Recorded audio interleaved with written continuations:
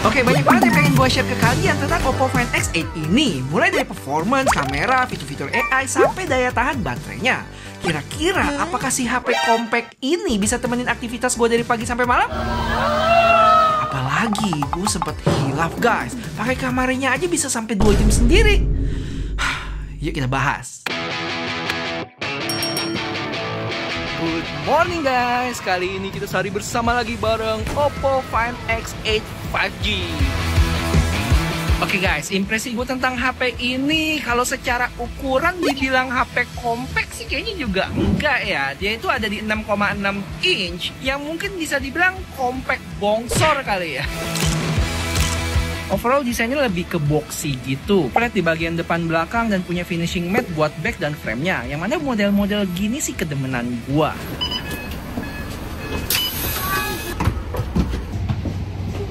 Terus untuk kamera mode yang gue nggak nyangka itu banknya itu nggak terlalu tebel ya, apalagi untuk ukuran flagship. Habis itu di sebelah kiri dia punya alert slider buat ubah jadi silent, vibrate, sama ring. Kalau di sebelah kanan dia ada volume dan power button yang posisinya cukup tinggi ya, terutama buat volumenya. Untuk ukuran tangan gua ini posisi jempolnya pasti power button sih. Kalau mau kecilin volumenya mesti ngerangkak dikit ke atas.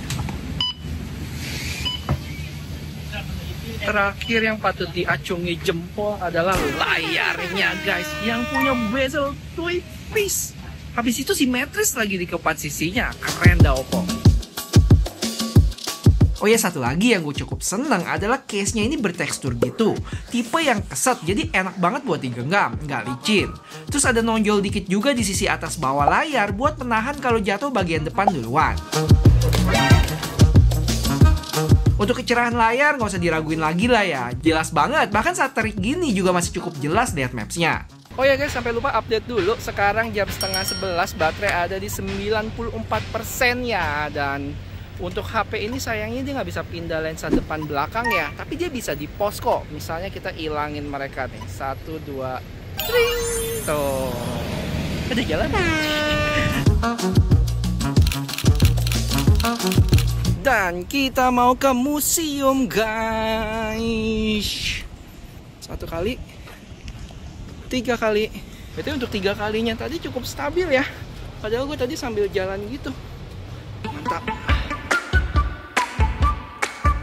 Betul di kondisi pameran gini yang banyak kaca dan mau foto-foto, fitur AI Remove Reflection ini sih bener-bener kepake loh. Dan hasilnya di luar nurul deh. Gue impress banget sama ini. Terus gue coba sekali lagi, kali ini lebih menantang refleksinya. Dan bayangan gue sama tulisan di belakang bisa lebih diredam dengan baik.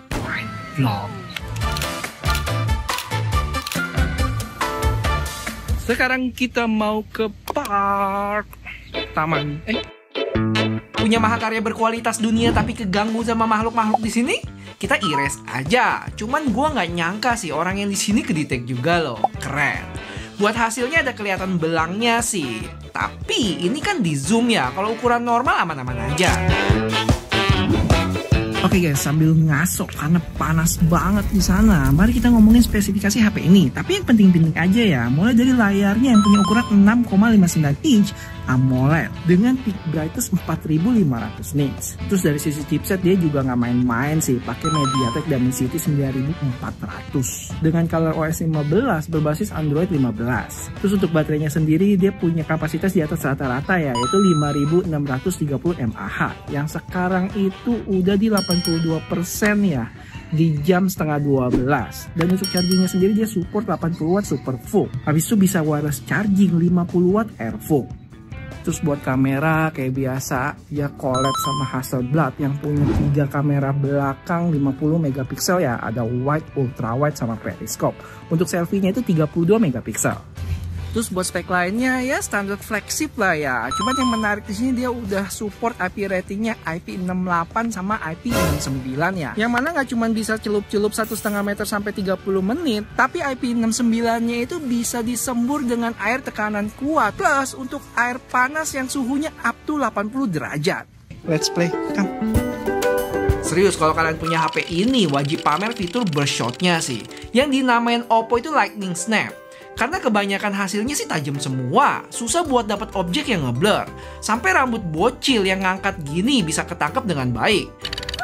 Dan juga aksi akrobatik ibu dan anak ini bagus semua hasilnya. Apalagi suara shutternya satisfying banget nggak sih?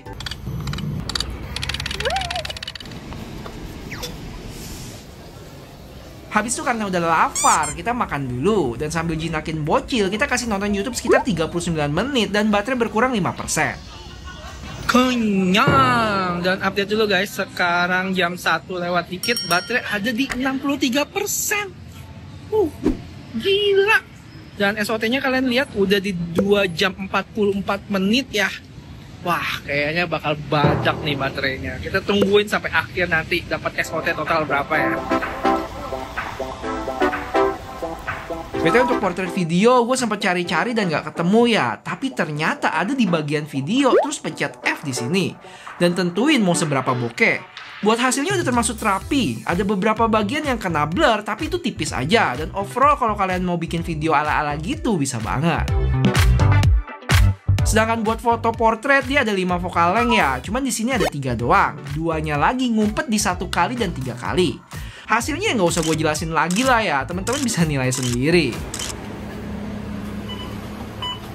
Waduh, HP gue dibajak sama nyonya dan bocil lagi. Demen banget dah pada mainin mode stikernya.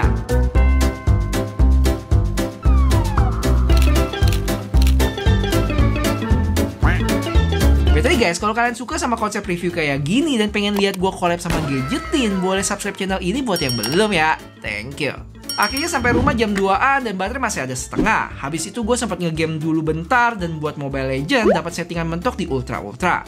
Dan sambil tunggu kelar main, buat kalian yang kepo bedain Find X8 sama Find X8 Pro, diantaranya tentu layarnya lebih gede. Terus udah LTPO juga ya, jadi refresh rate-nya dinamis dari 1 ke 120. Habis itu kapasitas baterai beda, sedangkan kamera untuk lensa utama sensornya lebih canggih di Pro version. Terus juga ketambahan 1 lensa periskop lagi, jadi zoomnya bisa lebih jauh tuh. Selebihnya udah sih itu aja, chipset sama-sama 9400, charging juga sama, beserta fitur-fitur AI-nya. Paling secara tampilan kalau gue perhatiin di Pro versionnya itu ada curve dikit, mau back ataupun screen-nya. Dan akhirnya setelah 2 game berlalu, sekitar 26 menit baterai berkurang 5% dengan pengalaman main yang mulus, pakai chipset flagship gitu loh.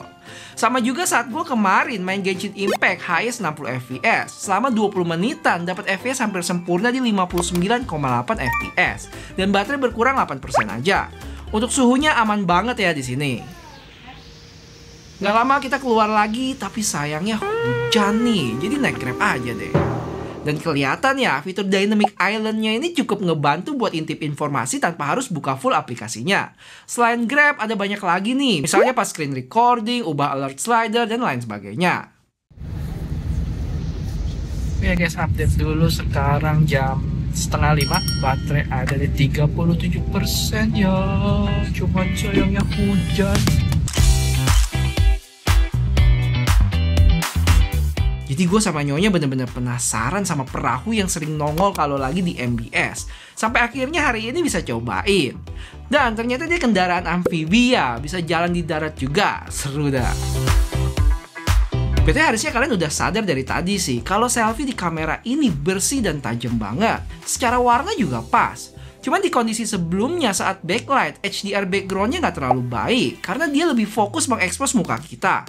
Selebihnya mantep banget sih selfie di HP ini.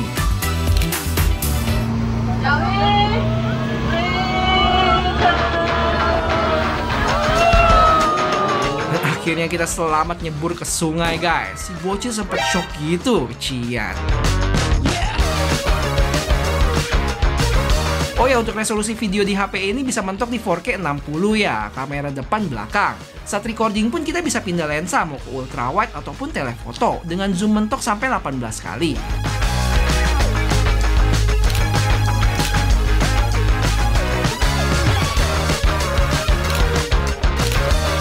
Thank you.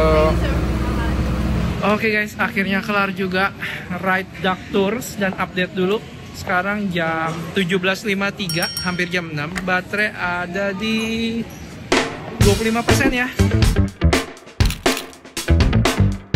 Kita pamer kan guys, pamer HP ini. Habis itu kita makan bentar dan cus ke MBS. Mau ngapain? jadi om-om genit fotoin ciwi-ciwi muda ini. Kalau kalian perhatiin, saat pencet menu foto, dia bakal buka fitur yang namanya Smart Scenes. Jadi dia bisa sesuaikan kondisi lagi di panggung, siluet atau kembang api. Saat gue pilih scene, terlihat tingkat kecerahannya bakal diturunin ya. Jadi sumber cahayanya itu lebih terekspos dengan baik. Dan hasilnya menurut gue jadi lebih balance sih antara objek sama cahaya-cahaya yang ada. Terus nggak cuma di foto, tapi ini ada di video juga. Gue juga sempat cobain lagi burst shot-nya, dan karena mungkin low light, beberapa hasilnya ada kedapatan yang ngeblur sih. Dan perlu diingat, kalau kelamaan ngeburst gini bakal anget HP-nya. Habis itu satu lagi yang gue cukup impress, night mode di HP ini gue nggak tahu mesti ngomong apa lagi. Kondisi segelap ini, tapi hasilnya masih bagus banget. Dan nggak cuma kamera belakang, tapi selfie-nya juga gelap-gelap masih bisa hasilin gambar yang oke. Takjub sih gua, dan itu kalau low light banget ya. Kalau cahayanya cukup bisa hasilin gambar yang kayak gini.